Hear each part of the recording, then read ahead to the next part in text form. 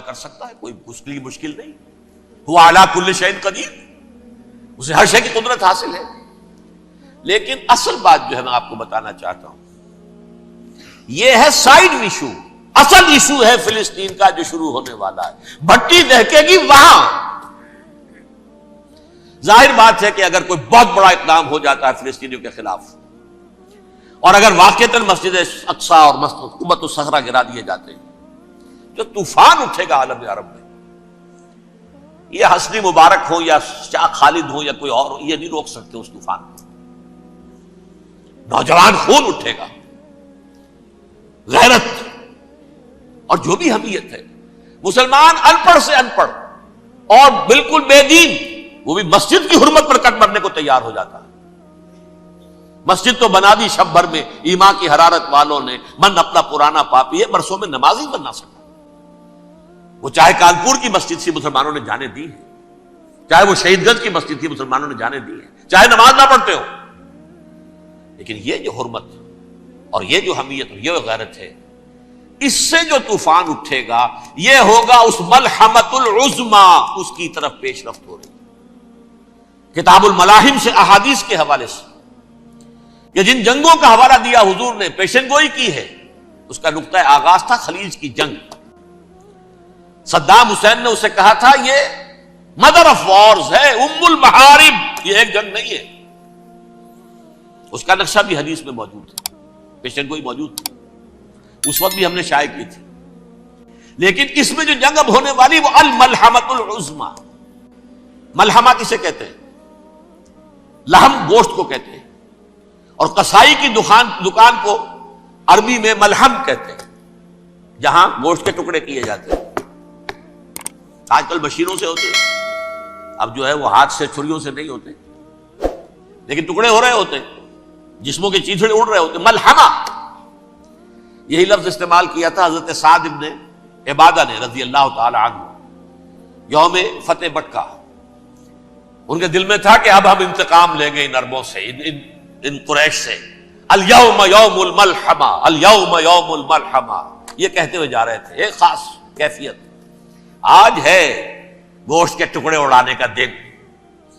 حضور سے کہا کسی نے جا کر کے ساتھ تو یہ کہہ رہے ہیں الیوم یوم الملحمہ، الیوم یوم الملحمہ.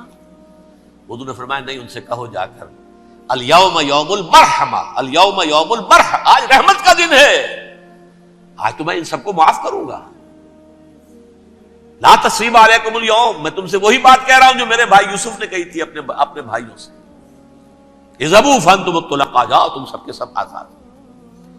وہ ملحمہ ہے جس کو کہ حضور نے حضرت معاذ بن جبل رضی اللہ تعالیٰ عنہ سے روایت ہے، اس میں سے جو ابو داؤد میں روایت آئی ہے اس میں الملحمۃ العظما، عظما مؤنث ہے اعظم کا. آپ کہتے ہیں جنگ عظیم اول، جنگ عظیم دوم. عظیم کا باپ ہو گیا اعظم، سب سے بڑا، اور اس کا مؤنث ہے سب سے بڑی، عظما. الملحمۃ العظما، سب سے بڑی لڑائی. میرے نزدیک یہ وار کے معنی میں نہیں ہے، بیٹل کے معنی میں. انگریزی میں یہ دو لفظ علیحدہ ہیں، وار، بیٹل. وار سالوں کو محیط ہوتی ہے، بیٹل کسی ایک خاص جگہ پر جو لڑائی ہوتی ہے اس کو کہتے ہیں. حضور کے اور قریش کے درمیان 6 سالہ وار تھی، جنگ تھی. لیکن battles, battle of Uhud, battle of Badr, یہ بیٹلز تھی، لڑائیاں تھیں.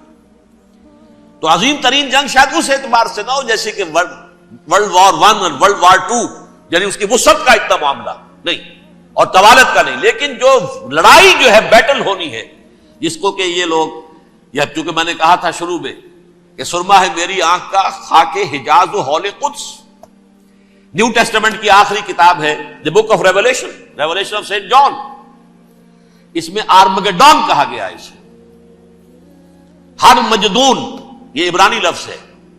ہر کہتے ہیں اونچی جگہ کو، سطح مرتفع.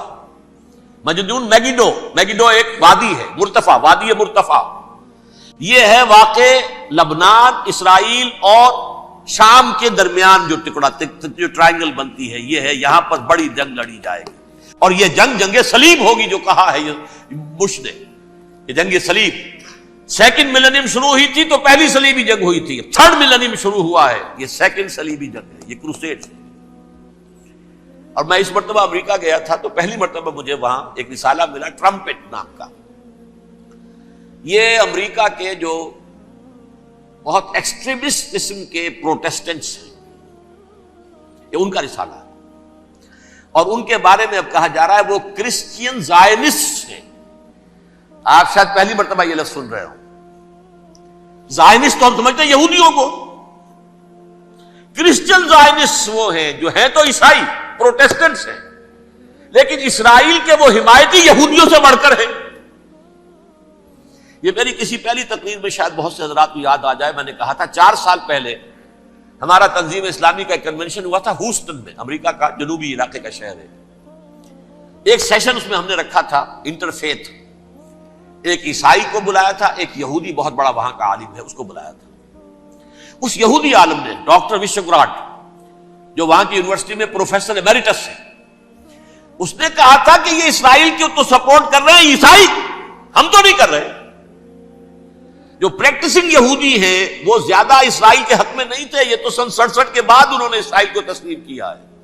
وہ تو منتظر تھے کہ ہمارا مسیحا آئے گا تو اس کی قیادت میں جنگ کریں گے، جیسے شیعہ منتظر تھے کہ مہدی موعود آئیں گے تو پھر ہم کچھ کریں گے. وہ امام خمینی نے کہا بھائی جب وہ آئیں گے آ جائیں گے، لیکن ہم کچھ راستہ کے لیے. زائنسٹ نے آگے بڑھ کر ریاست قائم کر لی، اور جب یروشلم پر بھی پورا قبضہ کر لیا تب جو ہے در حقیقت مذہبی یہودی جو ہے پھر انہوں نے اپنایا ہے، اون کیا ہے، اور نئے سیٹلمنٹس جو بھی بنے ہیں وہاں پر اسرائیل میں، اس میں اکثر و بیشتر مذہبی یہودی آیا، اور بروکلن کے علاقے سے سب سے بڑھ کر آئے ہیں، جو امریکہ میں نیو یارک کا ایک جنوبی علاقہ ہے، بہت بڑا یہودیوں کا بہت بڑا گڑھ ہے. نیو یارک کو جیو یارک بھی کہا جاتا ہے، وہ تو اصل میں مرکز جو ہے وہ تو یہودیوں کا ہے. اس حوالے سے وہاں پر جو کرسچن زائنسٹ کہلاتے ہیں وہ اسرائیل کے یہودیوں سے بھی بڑھ کر کہیں سپورٹر ہیں. بہرحال اس دوسری صلیبی جنگ کا معاملہ جو میں کہہ رہا تھا، ٹرمپٹ نامی رسالہ، اس کا ایک مضمون ہے دی لاسٹ کروسیڈ. اب یہ آخری کروسیڈ ہے جو شروع ہونے والا ہے. میں تو حیران ہوں کس قدر کھل کے وہ باتیں کرتے ہیں. رومن کیتھولکس کو وہ کہتے ہیں کہ یہ شیطان ہے، یہ پوپ شیطان ہے، یہ یورپ کو اس نے جمع کیا ہے کرسچینٹی کی بنیاد پر، اور اس میں زیادہ تر کیتھولکس ہیں. آپ کو معلوم ہے برطانیہ بڑی مشکل سے شامل ہوا ان کے ساتھ، اس لیے کہ وہ پروٹیسٹنٹ کا سردار تھا، ابھی پوری طرح نہیں ہے. یورپ جو ہے وہ رومن امپائر دوبارہ یہ کھڑی کر رہا ہے، اور در حقیقت یہ جو ہے یہودیوں سے بھی چھیننا چاہتے ہیں اسرائیل کو اور فلسطین کو اور مسلمانوں سے بھی، اور یہ وہی کروسیڈ جو تھے اربن ثانی کے اس کی تیاری کر رہے ہیں تاکہ وہاں پر عیسائی حکومت قائم ہو جائے، کیتھولکس کی پوپ کی حکومت قائم ہو جائے. جیسے ایسٹ تیمور میں تبدیلی، ایسٹ تیمور میں کون سی حکومت بنی ہے؟ Roman Catholic. رومن کیتھولک اسرائیل میں بنے تاکہ یہ سارے مقامات مقدسہ جہاں اسرائیل پیدا ہوئے، بیت حضرت مسیح پیدا ہوئے، بیت الحم کہاں ہے؟ وہی ہے کہ نہیں؟ جہاں سے ریزریکشن ہوا ان کے خیال میں وہ کہاں ہے؟ وہیں پر ہے کہ نہیں؟ بڑے بڑے گرجے ان کے وہی ہیں. تو اس اعتبار سے ان کا کہنا یہ ہے یہ لاسٹ کروسیڈ کی تیاری ہو رہی ہے، یہ کیفور. اور ان کا کہنا یہ ہے کہ یہ پوری طاقت نیٹو کی جو ہے، یہ پہلے جرمنی سے لائی گئی بوسنیا، انہوں نے خود وہاں جنگ کروائی، انہوں نے خود وہاں پر ایتھنک کلینسنگ کروائی، پھر خود مصالحت کے لیے آ گئے، پھر کوسوو میں انہوں نے خود آگ بھڑکائی. یہ میں نہیں کہہ رہا، یہ وہ ٹرمپٹ رسالہ امریکہ سے چھپنے والا پروٹیسٹنٹس کا رسالہ ہے جو یہ کہہ رہا ہے. پھر انہوں نے کوسوو کے اندر کروایا، اور پھر وہ وہاں پر پیس فورس کی حیثیت سے آ گئے. اب وہ میسیڈونیا میں کروا رہے ہیں اور وہاں داخل ہو گئے ہیں. اگلا قدم ان کا سائپرس ہوگا، سائپرس میں ترکوں کو اور وہ گریکس کو لڑائیں گے اور وہاں آ جائیں گے، وہاں سے ایک چھلانگ لگائیں گے اور یہ فلسطین میں پہنچیں گے، اور یہ وہاں پر ایک رومن امپائر، اپنی پرانی رومن امپائر کی طرح کی رومن کیتھولک ریاست قائم کرنا چاہتے ہیں. تو وہاں امریکہ کے عیسائیوں میں بھی کوئی ایک طبقہ نہیں ہے، کیتھولکس بھی ہے، کیتھولکس زیادہ نہیں ہے ہمدرد، لیکن اب تابع ہو چکے ہیں. اسحاق ریبین نے جب یہ پیس ٹاک شروع ہوئی تھی، آپ کو یاد ہوگا شاید کہ جب وہ آیا تھا واشنگٹن سے واپس فلسطین اسرائیل، تو پہلے روم میں رکا for an audience with the Pope, اور پوپ کو اس نے ایک مرتبان سا پیش کیا تھا، حضرت سلیمان علیہ السلام کے زمانے کا مرتبان، اور کہا تھا دیکھیے 3000 برس تک ہم نے اس کی حفاظت کی ہے، اب یہ میں آپ کے حوالے کر رہا ہوں. اس کے بعد سے پوپ جو ہے بالکل رام ہو گیا اور وہ عیسائیوں کے ساتھ اور یہودیوں کے ساتھ ان کا پورا معاہدہ ہو. اب پورا عیسائی ورلڈ جو ہے ویسے تو مجموعی یہودیوں کے شکنجے میں ہے. البتہ ان کے اندر بھی جھگڑے ہیں. جو وہاں پر وائٹ کرسچن ملیشیاز ہیں وہ ایکسٹریمسٹ ہیں کیتھولکس. ان کے نزدیک دشمن نمبر 1 یہودی، دشمن نمبر 2 مسلمان، دشمن نمبر 3 جو یورپ میں کالے ہیں، ایفرو امریکن، چاہے وہ عیسائی ہو گئے ہوں کوئی بھی ہو. یہ 3 دشمن ہیں جن سے انہوں نے کلینز کرنا ہے، صاف کرنا ہے ان کے خیال کے مطابق امریکہ کی سوسائٹی کو. اولاً یہود، پھر مسلمان، اور پھر یہ جو کالے ہیں.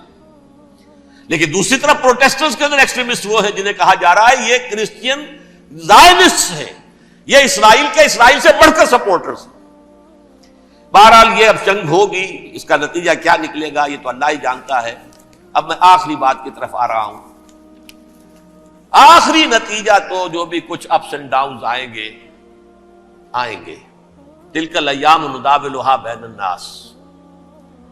آخری نتیجہ ڈراپ سین وہ یہ ہوگا کہ اللہ کے دین کا بول بالا ہوگا اور پوری دنیا پر محمد کے لائے ہوئے دین صلی اللہ علیہ وسلم کی حکومت قائم ہوگی. وہ گویا قیامت کی تمہید ہوگی، اس کے بعد بس قیامت آئے گی. کیونکہ مقصد کائنات، تخلیق کائنات پورا ہو جائے گا. پوری مخلوقات کے اندر مقصد تخلیق، کلائمیکس آف کریشن محمد الرسول اللہ صلی اللہ علیہ وسلم. دین کی تکمیل محمد الرسول اللہ صلی اللہ علیہ وسلم.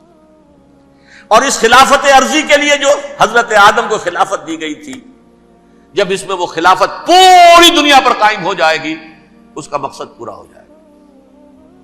And that will be the beginning of the and.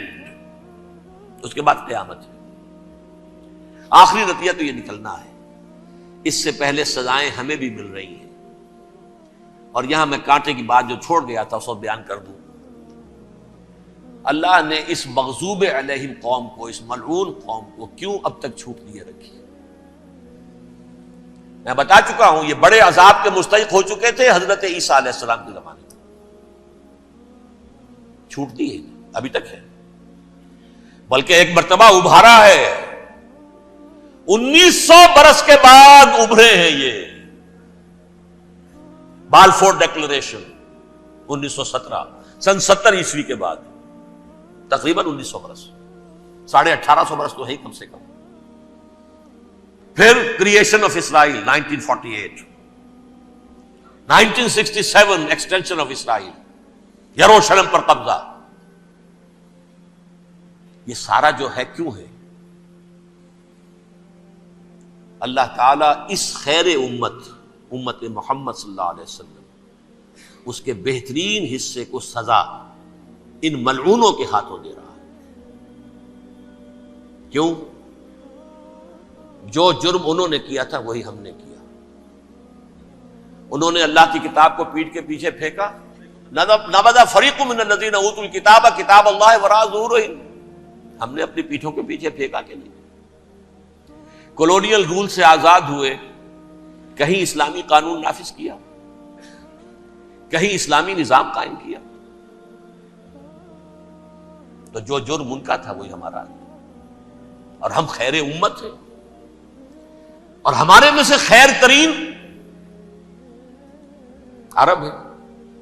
ان پر اللہ کا فضل، ان کی مادری زبان میں اللہ کی کتاب موجود ہے.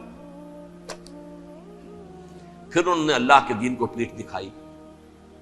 جو ملک آزاد ہوا کولونیل رول سے، یا اس نے قبلہ کر لیا اپنا ماسکو کی طرف یا کر لیا واشنگٹن کی طرف. کسی نے مکے کو قبلہ بنایا. یہ بدترین سزا ہے. ویل للعرب من شر قد اقترب. اور ترمذی شریف میں تو یہاں تک روایت ہے من اقتراب الساعۃ ہلاک العرب. قیامت کے قرب کی ایک نشانی یہ بھی ہوگی کہ عرب ہلاک ہو جائے. ایک حدیث میں الفاظ آتے ہیں کہ حضور نے جب کہا یہ ہوگا یہ ہوگا یہ ہوگا، یہ بربادی آئے گی، تو کسی زوجہ محترمہ نام میں بھول رہا ہوں، انہوں نے پوچھا کہ عرب اس دن کہاں ہوں گے؟ فرمایا العرب یومئذ قلیل، بہت کم. آخری خاتمہ ہونا ہے یہود کا حضرت مسیح علیہ السلام کے ہاتھوں. وہ عذاب جو 2000 برس تک ان سے ٹلا رہا وہ آئے گا اور ان کے رسول ہی کے ہاتھوں آئے گا. لیکن اس سے پہلے مسلمانوں پر یہ عذاب آ رہا ہے، ہولوکاسٹ کے درجے کا عذاب آ رہا ہے. البتہ ہم پاکستانی اس میں یوں سمجھ لیجئے کہ وہ تو خبریں موجود ہیں احادیث میں، وہاں تو جو ہونا ہے. اتنے انسان مریں گے کہ ایک پرندہ جو ہے اڑتا چلا جائے گا، وہ نہیں چاہے گا کہ نیچے اترے تو کسی لاش پر اترے، اسے جگہ نہیں ملے گی زمین خالی کر کہیں اتر سکے، تھک ہار کر گرے گا، مرے گا تو بھی لاش کے اوپر گرے گا. یہ الفاظ ہیں حضور صلی اللہ علیہ وسلم. الملحمۃ العظمی الملحمۃ الکبریٰ، یہ لاسٹ کروسیڈ. ٹرمپٹ اخبار نے، میں اس کا فوٹو اسٹیٹ بھی کبھی آپ کو دکھا دوں، ویسے میرے ساتھ ہے وہ رسالہ ٹرمپٹ، دی لاسٹ کروسیڈ، اس کی تیاری ہو رہی ہے. وہ الملحمۃ العظمی اور ملحمۃ الکبریٰ جو ہے وہ آنے والی ہے. ابن ماجہ میں کبریٰ کہا ہے، اکبر کا مؤنث کبریٰ. ملحمہ کبریٰ سب سے بڑی جنگ اور ملحمہ عظمی سب سے عظیم جنگ.